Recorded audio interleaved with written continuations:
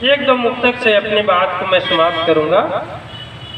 अब यहाँ पर बच्चे बैठे थे, मैं अगर उनकी बात ना करूं तो बहुत बेईमानी होगी, नाइंसाफ़ी होगी। और मंच का ध्यान चाहूँगा कि यही बच्चे ध्रुव प्रहलाद का इतिहास कहते हैं। यही बच्चे ध्रुव प्रहलाद का इतिहास कहते हैं और कृष्ण बनकर पूतना का नाश करते हैं। अरे प्रेम से रहना तो कोई सीख ले इनसे, अरे प्रेम से रहना तो कोई सीख ले इनसे। सुबह लड़ते हैं लेकिन शाम को ये पास रहते हैं, सुबह लड़ते हैं लेकिन शाम को ये पास रहते हैं। तो ये बच्चों के लिए 4 पंक्तियाँ थीं और हमारे बहुत से विद्यार्थी यहाँ से चले गए। मैं भी विद्यालय में अध्यापक हूँ, तो मैं एक छंद देना चाहूँगा। एग्ज़ाम का समय था, मैं बच्चों से बात किया तो क्या निकल कर आया। मैंने कहा बच्चों अब आ गया है इम्तहान, अपना समय यूं व्यर्थ न गंवाइए।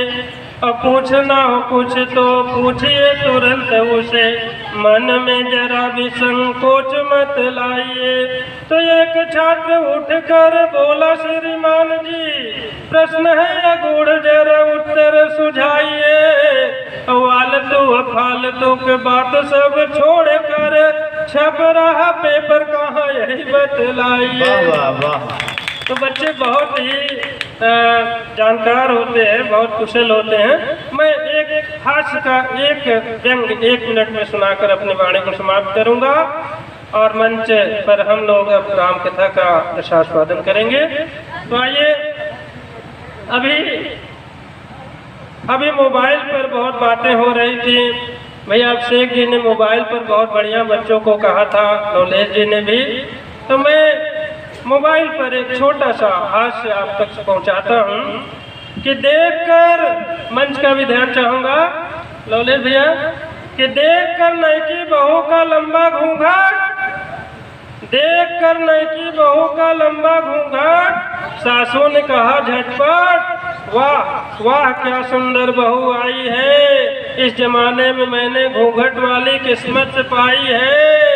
इतने में देवर बोला, भाभी का राज खोला, दरअसल इसका मामला लगता निजी है, घूंघट की आड़ में व्हाट्सएप पर बिजी है, घूंघट की आड़ में व्हाट्सएप पर बिजी है। और इन बेटियों के लिए बहुत कुछ कहा गया। जब इनकी अस्मत खतरे में पड़ती है तो मैं 4 पंक्तियां देना चाहूंगा कि लगाना दाग दामन में कहाँ की बुद्धिमानी है। लौलेश भैया, आपने बहुत बेटियों पर पढ़ा कि लगाना दाग दामन में कहाँ की बुद्धिमानी है, अब मिटाना हवस अबला से कायरता की निशानी है।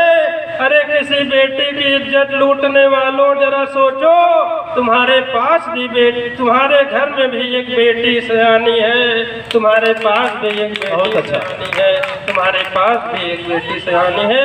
इन्हीं शब्दों के साथ मैं पुनः बहुत बहुत धन्यवाद देते हुए आयोजक मंडल को, भाई कुसुमाकर जी को और अध्यक्षता कर रहे आदरणीय राजेंद्र शुक्ल जी को